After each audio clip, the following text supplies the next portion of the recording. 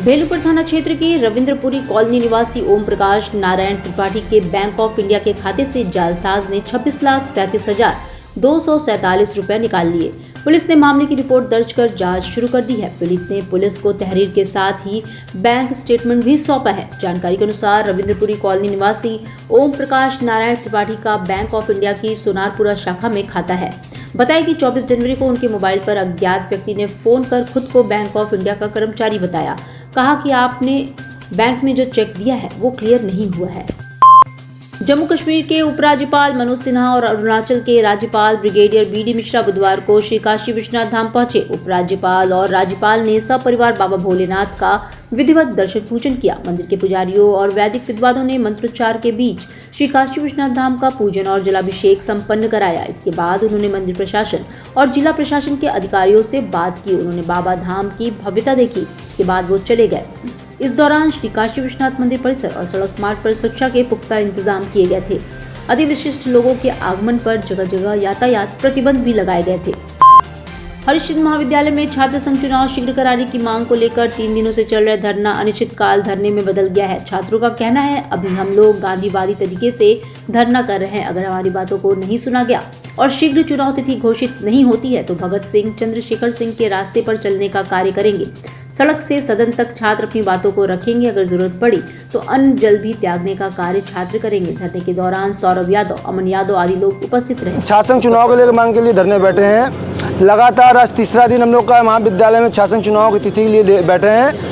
और जैसे कि आज हम लोग का यहाँ तीसरा दिन महाविद्यालय में छात्र संघ चुनाव के लिए अभी तक ना शासन के कान में जू रेंगा है, ना महाविद्यालय के कान में जू रेंगा है, और ना ही यहाँ हमारे साथ बैठे हुए समस्त प्रत्याशीगण हैं। ये कड़कती ठंड में रात भर बैठे हैं। इसमें से कुछ भाइयों को मेरे तबीयत भी खराब हो गया, इनको कभी चौरा हॉस्पिटल में भी ले जाया गया। उप मुख्यमंत्री केशव प्रसाद मौर्य बुधवार को चंदौली के दिवंगत पूर्व भाजपा सांसद आनंद रत्न मौर्य के पैतृक आवास चिरई गांव पहुंचे और उन्हें श्रद्धासुमन अर्पित किया। उप मुख्यमंत्री ने उनकी पत्नी आशा मौर्य, पुत्र कुंदन रत्न मौर्य, भाई विनय रत्न मौर्य सहित परिवार के सदस्यों से मुलाकात की और उन्हें सांत्वना दिया। उन्होंने कहा कि इस दुख की घड़ी में आप लोगों को ईश्वर धैर्य व शांति प्रदान करे, हमारी यही प्रार्थना है।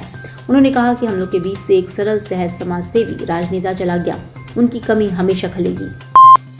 काशी हिंदू विश्वविद्यालय के हिंदी विभाग के छात्र अपनी अपनी मांगों को लेकर 2 भागों में बंट गए। विभागों के छात्रों का एक गुट अपनी मांगों को लेकर परिसर में धरने पर बैठा और दूसरा गुट सड़क जाम कर धरने पर बैठ गया। छात्रों का एक गुट अवैध रूप से चल रही पीएचडी की कक्षाएं बंद करने की मांग कर रहा है और उसने कक्षाओं में तालाबंदी कर दी। वहीं दूसरा गुट पीएचडी की कक्षाएं चलाने और हिंदी विभाग में बंद ताला खोलने की मांग कर रहा है। घटना की सूचना पर चीफ प्रॉक्टर के अधिकारी कर्मचारी मौके पर पहुंचे। दोनों गुटों की बातें सुनने के बाद उनकी मांगों से अधिकारियों को अवगत करा दिया। सुरक्षा कर्मियों ने धरने में बैठे छात्रों को बलपूर्वक उठा लिया। सड़क पर बैठे छात्रों को अंदर जाने की अनुमति दे दी। शोधार्थी हैं, अभी जुलाई 2022 यानी जुलाई सत्र के हम लोग विद्यार्थी हैं। नया एडमिशन हुआ है। जुलाई से लेकर के आज तक 6 महीने बीत गए हैं और हम लोगों की डीआरसी नहीं हुई है। हम लोगों ने 1-2 बार विभाग में भी यह बात कही तो उन्होंने कुछ न कुछ कारण बता करके और टालते रहे। हम लोगों ने पिछले शनिवार को एक एप्लीकेशन दिया है सेंट्रल ऑफिस में, सोमवार को एकेडमिक रजिस्ट्रार को कि हमारी डीआरसी करवाई जाए। अभी तक ना डीआरसी मीटिंग हुई है, ना हॉस्टल अलॉटमेंट हुआ है, जिसकी वजह से ना तो जीवन बीमा आज के दौर की एक अनिवार्य आवश्यकता होने के साथ बचत और निवेश का एक सुरक्षित माध्यम है। डाक जीवन बीमा देश की सबसे पुरानी बीमा योजना है। इसकी शुरुआत 1884 में हुई थी। इसका लाभ सरकारी और अर्ध सरकारी कर्मियों के साथ साथ निजी क्षेत्र के प्रोफेशनल्स और मान्यता प्राप्त विश्वविद्यालय संस्था के सभी स्नातक डिप्लोमा धारक भी उठा सकते हैं। ये विचार वाराणसी परिक्षेत्र के पोस्टमास्टर जनरल कृष्ण कुमार यादव ने डाक जीवन बीमा की 140वीं वर्षगांठ पर व्यक्त किए। इस मौके पर उन्होंने नए बीमा धारकों को डाक जीवन बीमा बॉन्ड सौंपकर उनकी हौसला अफजाई की।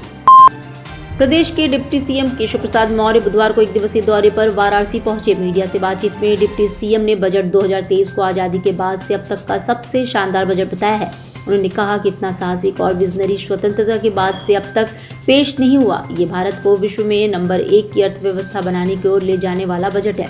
उन्होंने कहा कि ऐसा बजट न पहले कभी पेश हुआ न भविष्य में होगा। इस बजट में बुजुर्गों, युवाओं, महिलाओं, छात्रों व अन्य सभी वर्गों और क्षेत्रों के लोगों का विशेष ध्यान रखा गया है। आज बजट हो रहा है, देखिए स्वतंत्र भारत के इतिहास का सबसे शानदार बजट है, जिसमें मैं ये कह सकता हूँ कि ऐसा बजट न भूतो न भविष्यति वाला रहता है। और माननीय प्रधानमंत्री श्री नरेंद्र मोदी जी के संसदीय क्षेत्र में खड़े होकर के गर्वपूर्वक यह कह सकता हूँ कि इतना साहसिक, इतना विजनरी और सभी वर्गों का, चाहे उसमें हमारे देश के बड़े बुजुर्ग हों, चाहे हमारी मातृशक्ति हो, चाहे हमारे नौजवान हो, चाहे हमारे किसान हो, चाहे मजदूर हो, चाहे भवनहीन हो, चाहे इंफ्रा से संबंधित मामला हो, चाहे शिक्षा से, स्वास्थ्य से, आत्मनिर्भर भारत से, मतलब किसी भी क्षेत्र का नज़र डालेंगे, डिजिटल इंडिया तो डिजिटल इंडिया, हर क्षेत्र में यह बजट भारत को विश्व में नंबर 1 बनाने की ओर अग्रसर करने वाला है। धन्यवाद। गंगा किनारे बनी टेंट सिटी में अब लोग 7 फेरे भी ले सकेंगे। इसके लिए टेंट सिटी का संचालन करने वाली कंपनी ने टैरिफ भी जारी कर दिया है। टैरिफ जारी करने के साथ ही बुकिंग भी शुरू हो गई है। वहीं इसके लिए इंक्वायरी भी आने लगी है। बता दें कि टेंट सिटी में बड़े हॉल के अलावा मंडप, द्वार, पूजा स्थल और बारात घर बनाया गया है। टेंट सिटी के जनरल मैनेजर वरुण कुमार पांडे ने बताया कि 5 लाख रुपए खर्च कर लोग गंगा किनारे 7 फेरे लेकर अपने विवाह को यादगार बना सकते हैं। 5 लाख रुपए के टैरिफ पर लोगों को हॉल, स्टेज, मंडप और द्वार, पूजा स्थल डेकोरेशन के साथ मिलेगा। इसके अलावा लोगों को 1500 रुपए प्लेट के हिसाब से फूड का अतिरिक्त चार्ज लिया जाएगा। देश के प्रमुख उद्योगपति मुकेश अंबानी के पुत्र अनंत अंबानी बुधवार को श्री काशी विश्वनाथ धाम दूसरी बार पहुंचे। उन्होंने बाबा का दर्शन पूजन करने के बाद अन्नपूर्णा मंदिर में भी हाजिरी लगाई। इसके बाद वो संत रविदास घाट पहुंची और क्रूज से गंगा घाटों की छवि देखी। बता दें कि मंगलवार को भी अनंत अंबानी श्री काशी विश्वनाथ धाम पहुंचे थे। कुछ दिन पहले ही अनंत अंबानी का राजस्थान के नाथद्वारा में श्रीनाथ जी मंदिर में राधिका विवाह हुआ था। शादी के बाद पहली बार वो काशी में बाबा का दर्शन करने आए हैं। वो रिलायंस के न्यू एनर्जी कारोबार की जिम्मेदारी संभाल रहे हैं। फिलहाल वो रिलायंस 02C और रिलायंस न्यू सोलर एनर्जी के डायरेक्टर हैं।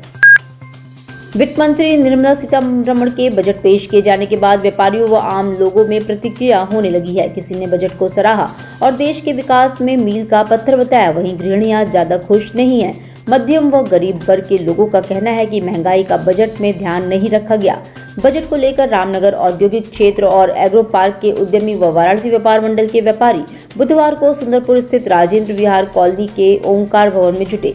बजट का सीधा प्रसारण बजट देखा और मीडिया के सामने अपने विचार रखे। वाराणसी व्यापार मंडल की शाखा पूर्वांचल महिला व्यापार मंडल अध्यक्ष आरती श्रीवास्तव ने कहा कि बजट फायदेमंद और नुकसानदेह भी है।